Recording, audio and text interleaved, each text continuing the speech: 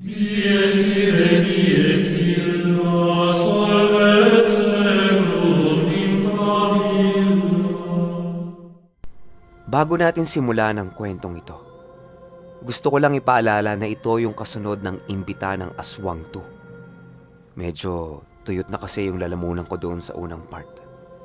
Hindi na kinaya ng lolo niyo. Kaya humingi ako ng konting break.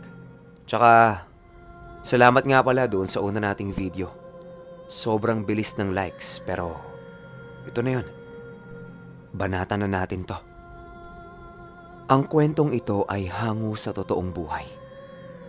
Karanasan ito mismo ng lolo ko, mother side. Rest in peace, Tay. Alam ko masaya ka na ibabahagi ko ang naging karanasan mo pagdating sa mga nilalang na ito. Taong 1969, Lanaghamtik, Antique. Nagising na lang yung lolo ko noon umaga na. Hindi siya nakapasok noon kasi hinayaan lang siya ng lola niyang makapagpahinga. Tinanong niya yung lola niya kung ano yung nangyari. Paliwanag sa kanya ng lola niya, nung gabing pauwi niya, merong nakasunod sa kanyang aso. Nakita ito ng lola niya nung medyo malapit na ito sa bahay nila. Nagpakawala kaagad ito ng isang orasyon na makakasugat doon sa aso. Kasi, tansya niya, hindi ito ordinaryong aso. Ito ay isang alaga ng aswang o isa ding uri ng aswang na kung tawagin ay sigbin. Karamihan siguro sa inyo ay pamilyar na sa nilalang na ito. Nakita ito ng lola niya na sumusunod sa kanya habang naglalakad siya. Nagtataka siya kung bakit hindi ito umaatake. Palipat-lipat lang ito ng pwesto habang nakasunod. Dahil sa taranta at takot ng lola niya, agad-agad siyang nagpakawala ng orasyon na alam niyang makakasugat doon sa sigbin. Pagpakawala niya nun, bigla itong nawala. Doon na nagsimulang marinig ng lolo ko yung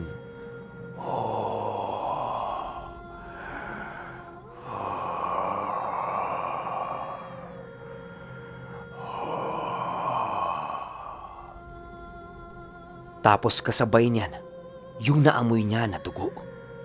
Yun pala, nasugatan ng lola niya yung sigbin na nagmamanman sa kanya. Bukod pala sa orasyon niya, meron itong mahabang bagakay tapos merong balang tinik sa loob. Yun yung ginamit niya para masugatan yon. Pagkatapos nun ay pinalayas ito ng lola niya. Nung nakwento yan sa kanya ng lola niya, nanghina siya. Kasi alam niya wala na yung mga nilalang na yun eh.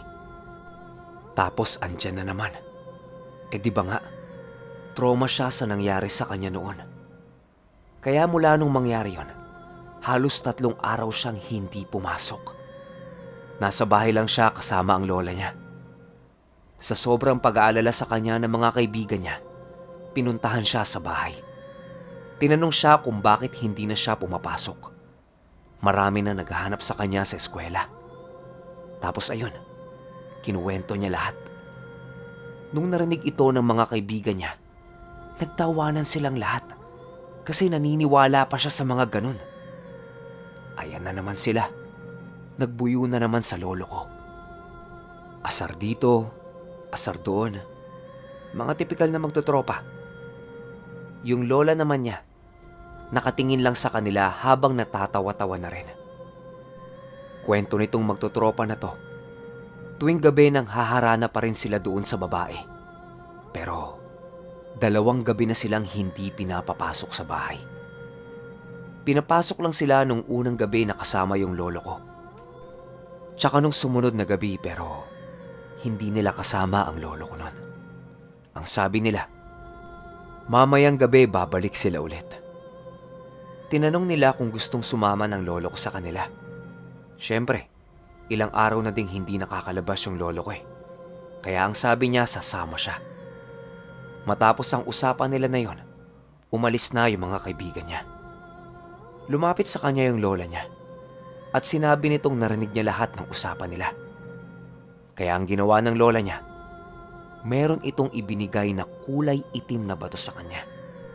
Ang sabi ng lola niya, kapag nagkagipitan ulit, hawakan niya lang yung bato na yon at dasalin niya paulit-ulit yung dalawang salitang M at S. Hindi ko pwedeng sabihin eh. Baliktaran ang turo sa kanya. Sa unang buka ng bibig, M muna tapos sunod yung S. Tapos sa susunod, S naman yung una tapos sunod yung M. Bali ganito ang mangyayari. M, S, S, M, M, S. Paulit-ulit mong dadasalin yan habang hawak-hawak mo yung itim na bato. Dahil talaga namang naniniwala ang lolo ko sa sinasabi ng lola niya, itinago niya ang bato sa isang pulang panyo. Tapos nakasuksok lang yon sa bulsa niya. Nung hapon din nung araw na yon, inutusan siya ng lola niya na mag-igib ng tubig na iinumin nila. Alam ko usong-uso nun sa mga probinsya yung mga bukal. Ito yung merong hukay na malalim malapit sa mga ilog o sapa. Tapos merong malinis na tubig doon. Yun yung iigibin para meron kayong maiinom na tubig. Alam ko, may mga probinsya pa na ganyan ang proseso ng pagkuha ng tubig. Nung nandoon na siya sa sapa, habang nagsasalok siya ng tubig, nakita niya yung dalaga na nakatingin sa kanya. Nakatayo ito sa tawid sapa. Para makapunta ka kung nasaan yung lolo ko, tatawid ka ng sapa o hindi kaya iikot ka ng malayo para makarating sa kabila. Kumakaway yung babae sa kanya. E di yung lolo ko naman, kinikilig-kilig pa habang kumakaway-kaway din. Tapos biglang tumayo ng diretso yung dalaga at dahang-dahang yumuyuko. Nakita ng lolo ko na tumuwad yun. Ang sabi niya sa sarili niya, anong problema nun? Pagtingin niya sa bukal na sinasalukan niya ng tubig, wala nang laman. Konti pa lang inaiigib niya. Kaya lumipat siya sa isa pang bukal. Pero pagtingin niya sa malayo, wala na dun yung dalaga. Tumingin-tingin siya sa paligid niya. Pero wala. Hindi na niya makita kung nasaan ito. Inisip na lang niya, baka umalis na. Nung pasalok pa lang siya ng tubig sa bukal, biglang merong tumapik sa likuran niya. Paglingon niya, yung dalaga. Wala pang 2 minuto yung nakalipas mula nung makita niya yun sa kabilang parte ng sapa. Dala ng gulat niya, napaatras siya, tapos napatitig siya doon sa dalaga. Nakangiti naman ito sa kanya. Tapos nagtanong yung dalaga kung bakit hindi pa siya pumapasok. Hindi niya masabi yung totoong dahilan. Kaya ang sinabi niya sa dalaga, nagkaroon siya ng sakit. Pero bukas papasok na siya kasi maayos na ang kalagayan niya. Biglang sabi sa kanya nung dalaga, bakit mamayang gabi hindi ka maghapunan sa amin? Agahan niyo ang pagpunta niyo doon para mas mahaba ang gabi ng ating pag-uusap. Nung narinig ng lolo ko yan, medyo pakiramdam niya may pumitik sa kanang tenga niya. Sabay sumagot na lang siya ng, oo, sige, sasama ako sa kanila. Hinawakan ng dalaga ang balikat niya, pababa sa kamay niya. Sabayan pa ito ng matatamis ng ngiti. Animoy ng aakit. Habang yung lolo ko naman, nakanganga at parang tutulo na ang laway. Hanggang sa nagpaalam sa kanya yung dalaga at bago ito lumayo, nagsabi ito sa kanya ng hihintayin kita. Mas lalong kinilig yung lolo ko sa narinig niya. Kaya umuwi kagad siya sa bahay nila at nagkwento siya sa lola niya na merong dalagang nagkakagusto sa kanya. Medyo malayo lang yung bahay, kaya hindi niya pa madadala sa bahay nila para ipakilala sa lola niya. Lumapit yung lola niya sa kanya at inamoy nito yung tenga niya. Takang-taka siya kung bakit aamuyin ng lola niya yung tenga niya. Pagtapos nun, sinabihan siya ng lola niya na huwag nang tumuloy. Pero matigas ang ulo ni lolo. Hindi ito nagpaawat sa lola niya at nagdadabog-dabog pa to na para bang ang laki ng kasalanan ng lola niya sa kanya. Sa awa sa apo, hinayaan na lang niya. Oras na ng pagsundo. Sinundo na siya ng mga tropa niya sa bahay nila, habang yung lola naman niya nakahiga lang at hindi lumilingon sa kanila. Atat na silang pumunta doon sa bahay ng dalaga eh. Habang naglalakad sila, napag-uusapan nila yung dalaga. Doon nila napagtugma-tugma na yung ginagawang pang-aakit ng dalaga ay pare-pareho lang na ginagawa sa kanila. Lalapitan, kakausapin, aakitin, at doon sa bahay nila ang palagi nitong pag-iimbita. Natigilan silang apat sa paglalakad kasi natauan sila pare-pareho eh. Malapit na sila sa bahay ng dalaga. Nagpasya silang tanungin na ng direkta yung dalaga kung sino ba sa kanilang apat ang pipiliin niya. Baka kasi nag-iimbento lang ng kwento yung iba doon. Mabuti nang magkaalaman. Silang apat ay kumpiyansang-kumpiyansa sa mga sarili nila. Hanggang dumating sila sa bahay ng dalaga. Kakanta na sana yung lolo ko. Pero sinabihan kaagad silang pumasok na kayo. Luto na yung hapunan. Pagpasok nila sa loob ng bahay ng dalaga, merong 3 matandang lalaki ang nakaupo sa sala. Nakatitig lang yun sa kanila. At maya-maya pa, lumapit yung lolo ko para sana magmano. Pero hinarangan siya ng dalaga. At sinabi nitong doon na sila sa lamesa umupo para kumain. Nung nasa mesa na sila, inihanda na ng dalaga yung mga kakainin nila. Nagtataka sila. Bakit walang kanin na hinahain? Pero yung putahe ng ulam, marami. Nasa 5 putahe ng ulam ang nasa harapan nila. Pero walang kanin.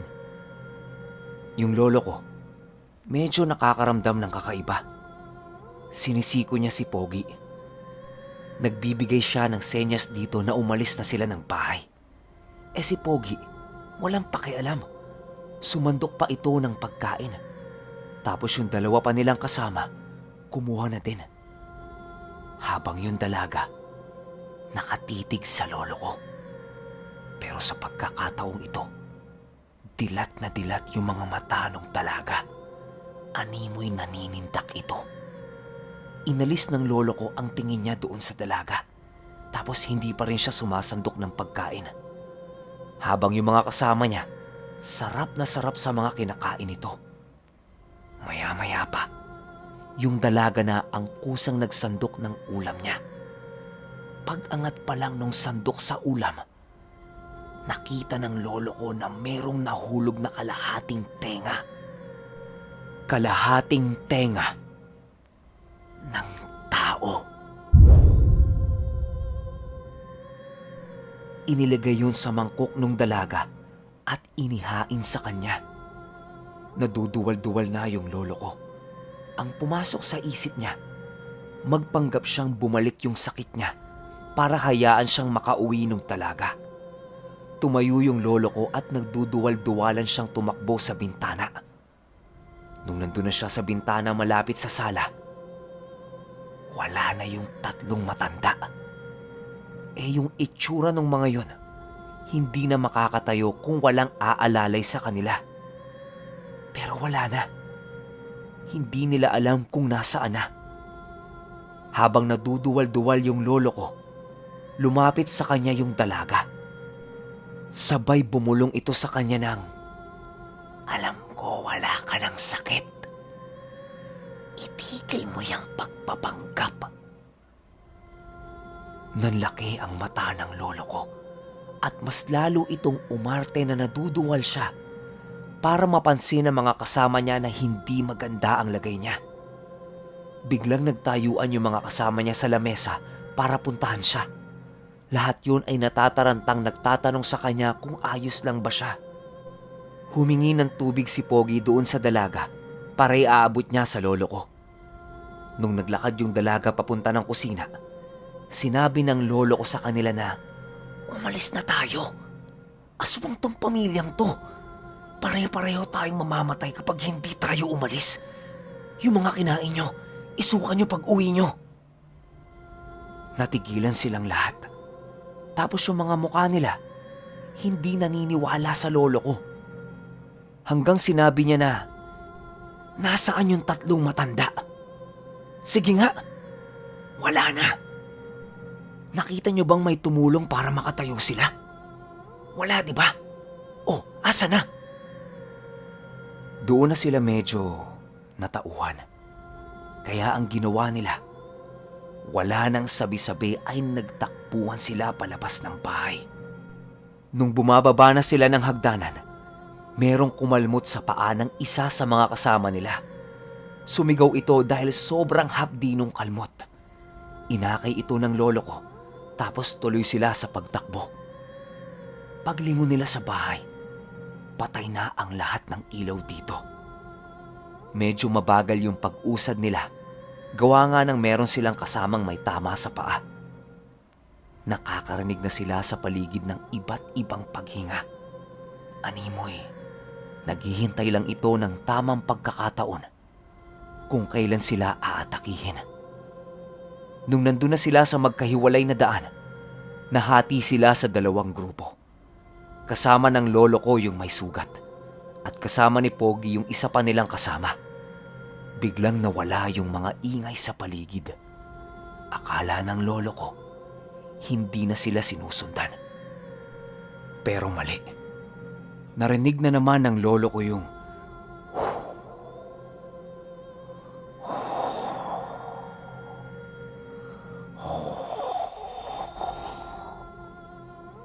naririnig niya ito sa malapit lang.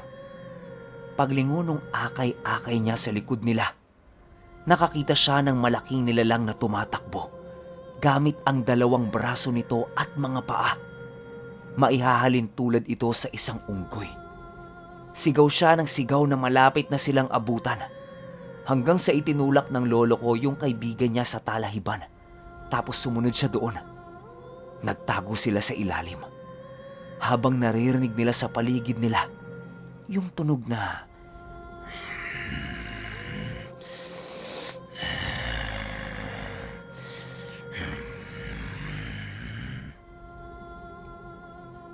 tapos maya-maya pa, meron silang narinig na matitinis na boses ang naghahanap sa mismong harapan nila. Mabuti na lang at natatakpan sila ng natumbang puno. Kung wala ang punong yun, malamang nakita na sila. Doon niya naalala yung ibinigay sa kanyang itim na bato ng lola niya. Hinawakan niya ito. Tapos paulit-ulit niyang dinasal yung dalawang buhay na salita. Nawala yung ingay. Akala ng lolo ko, tapos na at nakaligtas na sila. Nagpalipas pa siya ng ilang minuto sa likod ng patay na puno. Tumingin-tingin siya sa paligid habang naiiyak-iyak siya at binabanggit niya yung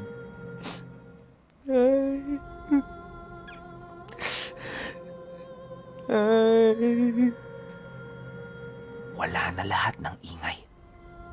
Tahimik na. Tansya ng lolo ko, pwede na siyang lumabas. Pero paghawi niya ng mga talahib at sanga na nakaharang sa kanila, nandoon yung pamilya ng babae. Nakahubot-hubad lahat, nakatayo, at nakaharap kung saan sila nagtatago. Nagpapalipas lang pala ito ng oras at alam nilang nandoon lang silang dalawa. Dahan-dahang umangat ang mga ulo nito para tingnan silang dalawa. Nanlambot na ang lolo ko at alam na niya na yun na ang huling gabi niya sa mundo. Nang biglang nakita niyang tumalsik yung katawan ng isang matanda doon. Sobrang lakas nung talsik. Animoy hinampas ito ng maso sa katawan. Halos lahat sila ay nagulat sa nangyari. Pagtingin ng lolo ko sa likod ng mga aswang, ando dun yung lola niya. Merong nakapalupot sa kamay nito na telang itim. Tapos sa tela na yon, merong sanga na kulay itim din. Bubuelo sana ulit yung lola niya para hatawin yung isa pang matanda. Pero yung dalaga nakatuwad. At kitang-kita ng lola ko yung pagtadyak nito sa lupa. Sobrang bilis. Lahat sila ay nagtakbuhan papalayo sa lolo ng lola ko. Tinangkapan niyang habulin ito. Pero hiningal kaagad siya. Matanda na eh. Napaupo sa kalsada yung lola ng lolo ko dahil sa sobrang pagod. Pagtapos nun ay inalalayan nila yung matanda. Hanggang sa makauwi sa kanila. Nung nasa bahay na sila, ginamot ng lola niya yung kaibigan niya. Merong pinainom na tubig dito. Tapos pagkainom niya nun, lahat ng kinain niya sa bahay ng dalaga, isinuka niya. Doon na din nagpalipas ng gabi yung kaibigan ng lolo ko. Kinaumagahan, pinuntahan nilang dalawa yung mga bahay ng kaibigan nila. Pero wala na yun doon. Sinabi nila sa mga magulang nito yung nangyari nung gabi. Kaya nagtipon sila ng mga tao para puntahan yung bahay ng dalaga. Pagdating nila doon sa bahay, wala nang katao-tao. Pero ang pinakamasakit para sa mga magulang ng mga kaibigan nila, may iilang piraso ng damit ang naiwan doon na galing sa mga anak nila. Kaya ang nangyari, sinunog nila yung buong bahay na yon. Labis na paghihinagpis ang inabot nilang lahat dahil sa pagkawala ng dalawa. Matapos din ang insidenteng ito, 1 taon lang ang lumipas, pumunta na ng Manila ang lolo ko. Pero ayon sa kaibigan niyang inakay niya noong mga panahong hinahabol sila ng aswang, paminsan-minsan ay nakikita niya yung dalawa nilang kaibigan. Yung parang dumaan lang sa mata. O yung malikmata kung tawagin. Malakas ang pakiramdam niya na buhay pa yung dalawang yon. Pero baka lahing aswang na. Itong kaibigan niya na ito ay natroma na din. Sa tuwing merong nagyayaya sa kanya ng mga kainan, inuman, dayo, kantahan o kung ano paman. Dahil hindi na din mawala-wala sa isip niya ang naging karanasan nila. Noong mga panahong may natanggap silang imbita ng aswang. Okay, opinyon ko sa kwento. Yung bukal, alam nyo, nakakita pa ako niyan sa San Mateo. Way back 1998 or 1999 yun.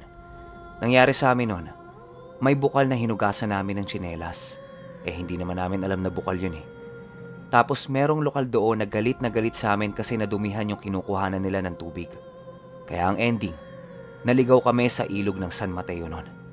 At saka, doon sa panyong itim tapos merong itim na sanga. Yung sanga panigurado, sinukuan yon o di kaya pandakaki. Yung itim na panyo naman, hindi ako sigurado. Baka merong mga kargang dasal din yun na pangontra sa mga aswang. Alam nyo, malakas at marami ding alam tong lola ng lolo ko, mother side. Susubukan ko pang magpakwento sa lola ko tungkol sa kanya.